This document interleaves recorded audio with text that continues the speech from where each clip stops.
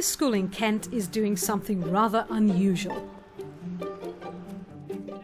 Every day, 60 children are being taught 6 core curriculum subjects by 2 teachers from completely different disciplines in just one classroom. Jenny, Is it 25? why do you think it's 25? It's one of the ways that Homewood School in Kent is meeting the challenge to personalise learning.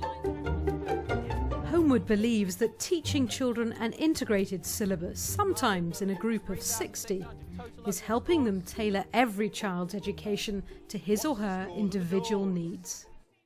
Professor David Hargreaves, Associate Director at the Specialist Schools and Academies Trust, is looking at the ways that some schools are adapting themselves.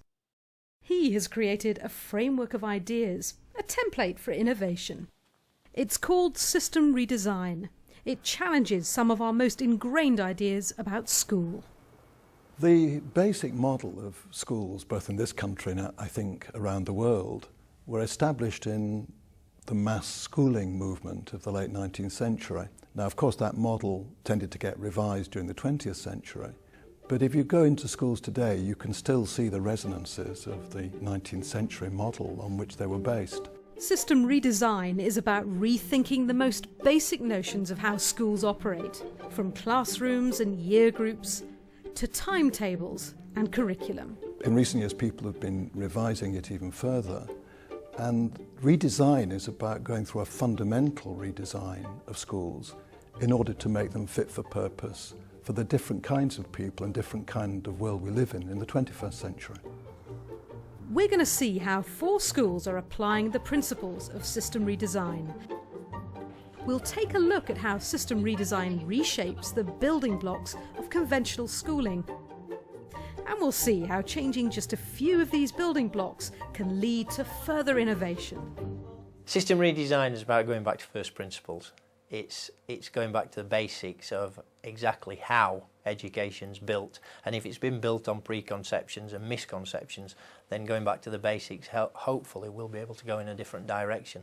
System redesign is an opportunity to rethink schooling to meet the needs of the future, starting with the whole assessment regime, the whole nature of how we group students, how we timetable students, our interaction with the world of work, our interaction with communities, where we see students, how we see students, when we see students working and learning.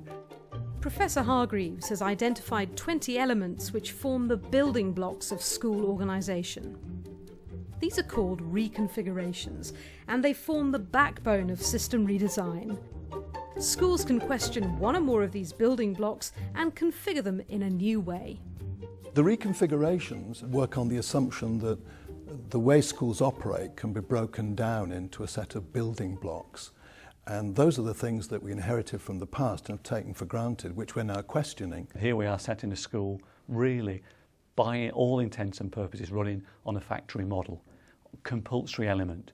And who in the right mind would lock up a seething mass of adolescents with all those hormonal changes that they've got 5 hours a day and change them lessons once every hour? 1,400 students moving around the place once an hour, going to another specialist area, to a set examination system. It's a fodder system, it's an industrial model. Central to the philosophy behind System Redesign is the conviction that schools must lead on innovation, not central government. No government is clever enough to produce all the different versions of what schools need to do to fit every local circumstance. Things coming from the centre tend to be a standardised model, which is then imposed on the rest. But in practice, schools have to adapt everything they do to meet their local needs, to meet the particular history and culture of their school, and that has to be school-led. Here in North Nottinghamshire, Selby Park School is rethinking one of the first building blocks of System Redesign: the boundaries between the traditional stages of infant, primary and secondary. In 2005, 3 schools merged together to form Selby Park Learning Community. The school now runs from ages 3 right through to 18. Vice Principal Gary Bott sees that the merge has helped to create continuity for children, parents and teachers. I think long-term relationships are always a benefit. Having that, what I call that handshake from nursery all the way up to 18, really important. It's early days for the merge, but it's beginning to create opportunities for younger and older children to work and interact together. The older ones in particular, they love it. They love the fact that they can be with their brothers and sisters, for example. It's big to them because it's outside the mainstream thinking, and it's something that is a natural occurrence, which is what schools really try and avoid for some strange reason. Helen Leese teaches Year 4 and 5. But she now spends half of her day at the senior site, running a cross-curricular project at Year 7 to ease the children into life at secondary school. You would think that the transition is quite easy, but because we're on different sites still at the moment, we were wanting to do something that would ease transition and to help the dip that can happen in standards between Year 6 and Year 7. To move from a situation where you've got one primary teacher to a situation where you've got 12 different teachers in any 1 week, I don't think we can appreciate what an atrocious situation they find themselves in. How many brain cells have you got, Michael? Over 1 million billion. Sarah? Over 1 billion brain cells. And it was a lot different because in primary school you don't move around as much, and it's a lot different seeing of the children from being like one of the biggest to one of the smallest. It wasn't as scary because we come up here to do design and technology and cooking sometimes, and we kind of know our way around.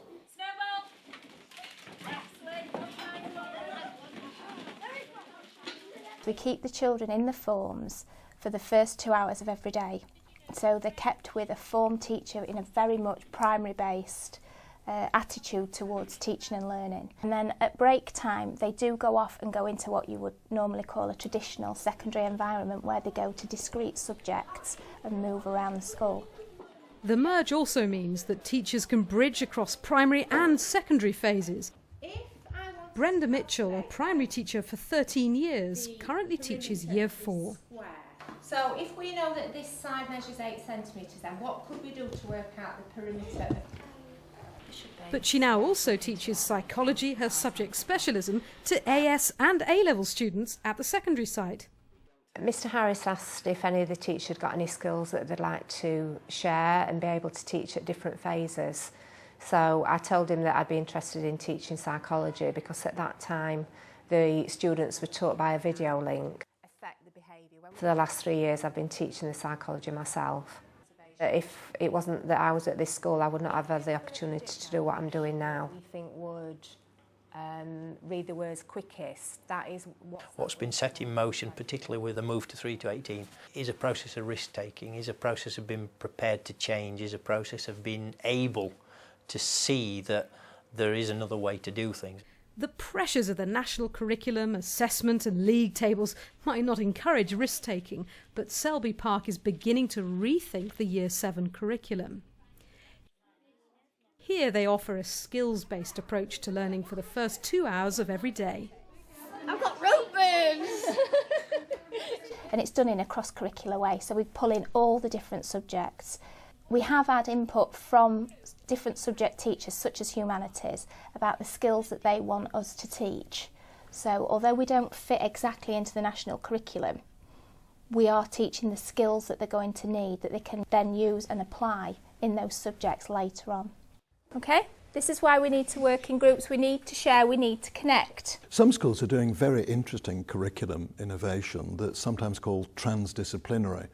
In other words, teachers of different subjects come together and work with the students on a problem that can't be answered by a single subject. This is the message which goes down the axon and hits the messages, the neuron transmitters which go to the dendrites and send it to another one.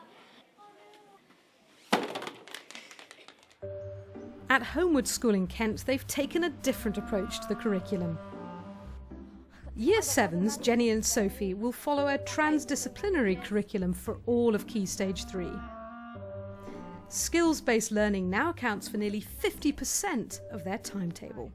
Total curriculum is quite like a mix of 6 different subjects: English, maths, history, geography, ERS, which is ethical religious studies, ICT, and that's it, I think.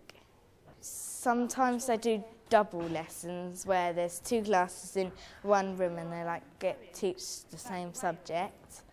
Or sometimes they go in single rooms and teach that particular subject. We have taken a very brave step by combining and bringing together subjects which I think have a natural affinity with each other. And we've asked staff to construct a curriculum that, yes, of course, addresses the needs of the national curriculum, but looks at combining them in a way which becomes more relevant to the student. Oh, we could do the demo tank. You know, demo tank? Yeah, where you get the ocean set up and then you put the animals in and you put all the pollution and the kids love it and they're like, oh my god. Tank, we're talking like a fish tank? Yep. And then we've got to think of maybe... Well, what the basic idea here, it's mainly about poetry, yes? Yeah. Sarah Bennett, Key Stage 3 Literacy Coordinator, and maths teacher Simon Hall team teach Sophie and Jenny's total curriculum class, so they work together on their lesson plans. It's brilliant fun. Really enjoy it. It's definitely the best part of this experience in terms of total curriculum, what we're doing, being able to bounce ideas off each other and come up with wacky ideas that you'd never be able to achieve in a small setting. And that's sort of in the planning stage, and also sort of being able to bounce the ideas, as you're saying, but also then in the room as well, being able to sort of play off of each other. If one person's leading the lesson, you've got someone else to also be helping out with sort of the monitoring, checking that everyone's okay. Just feels a lot more comfortable and, as you say, a lot more enjoyable. It's quite a lot of fun having another teacher there. Yeah. So could describe our ocean now that we've put the pollution in. Dirty, absolutely. Any other ones, Elise? We're split into groups and we have to write a poem about how your pollutants are going to kill. Yeah, how they're killing us and stuff. Well, we're doing percentages at the moment. There's a story. Oil's got into the turtles' environment, and 85% of the turtles have been killed. The world changed in English education in 1988 because that was the year of the Education Reform Act. And before that act, there was lots of innovation in schools, but it was very undisciplined. It was 1,000 flowers blooming. After 88, we had the national curriculum, we had the rigid assessment and testing regime, and teachers felt they had to comply with those directions from the centre, and much of the creativity began to disappear out of the system. And then young teachers came in who'd not known the world before 88, and they believed that teaching didn't require that kind of creativity. But I think we're now beginning to see that grow again. People are beginning to recognise that we won't transform our schools unless we find ways of channeling and harnessing that creativity that teachers bring to the job.